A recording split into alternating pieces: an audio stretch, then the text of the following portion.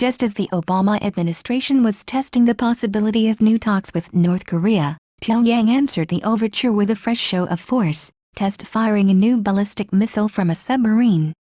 North Korea claimed Saturday that it successfully test-fired the newly developed ballistic missile. Not long after that announcement, South Korean officials said the North fired 3 anti-ship cruise missiles into the sea off its east coast.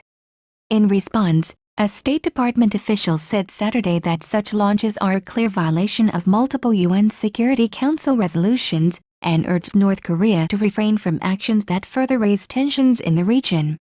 The missile firing, for the Obama administration, raises all too familiar concerns about whether the country can be engaged diplomatically to discuss its nuclear program. Even before the latest flexing of the North's military might, U.S. officials said the North had not shown it was seriously interested in re-engaging on the issue.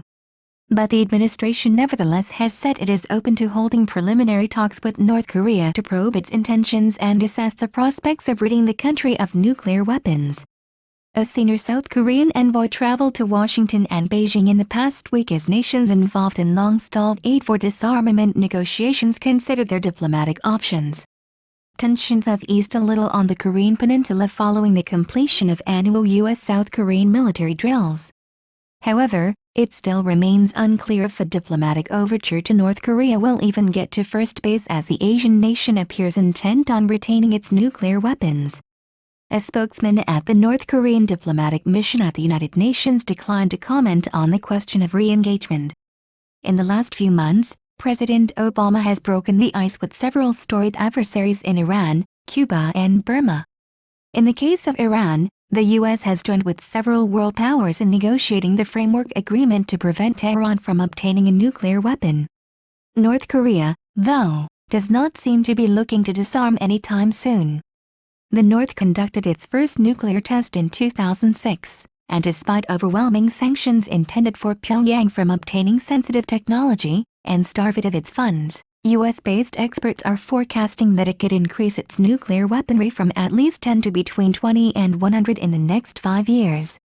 That's a powerful incentive to give diplomacy another shot, but there's a gulf between North Korea's desire to be recognized as a nuclear power and the sworn aim of the negotiating process that China, Japan, Russia, South Korea and the U.S. say they want to revive denuclearization of the Korean peninsula.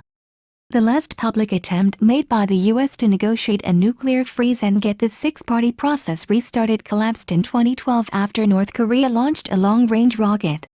The North conducted its third nuclear test in February 2013, and has test-fired shorter-range missiles since then. The U.S. quietly proposed a meeting with North Korea this January, before the recent U.S.-South Korea military exercises. The two sides, however, failed to agree on who could meet and where. China, North Korea's traditional benefactor, has constantly pushed for resumption of dialogue, and South Korean envoy Hwang Jun-kook, who met separately with his U.S. and Chinese counterparts this week, made a very public overture, saying all 5 parties were ready to have talks to probe North Korea's intentions. "We want to meet with the North first without any conditions to determine whether it has real commitment toward denuclearization," he said in Beijing on Thursday. A senior U.S. official told the Associated Press it is willing to be flexible about a format for serious dialogue with the North on denuclearization. One possible venue could be the Northeast Asia Cooperation Dialogue, an annual conference of officials and experts organized by the University of California. It is being co-hosted this year by the Japanese government, and is due to be held in Tokyo toward the end of May. Japan has invited North Korea. Any talks would need to address thorny issues, including conditions under which the six-party negotiations could resume after a gap of 7 years. But the atmospherics remain poor, and U.S.-South Korean military drills will restart in August, which could stoke up tensions again.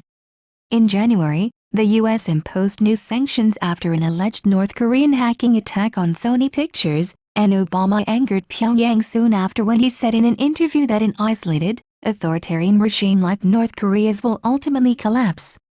U.S. support for a UN Commission of Inquiry that found North Korea had committed crimes against humanity has also strained relations. At the United Nations last week, An event chaired by U.S. Ambassador Samantha Power on North Korea's human rights record turned into chaos, as North Korean diplomats insisted on reading a statement of protest, and then stormed out amid shouts from North Korean defectors.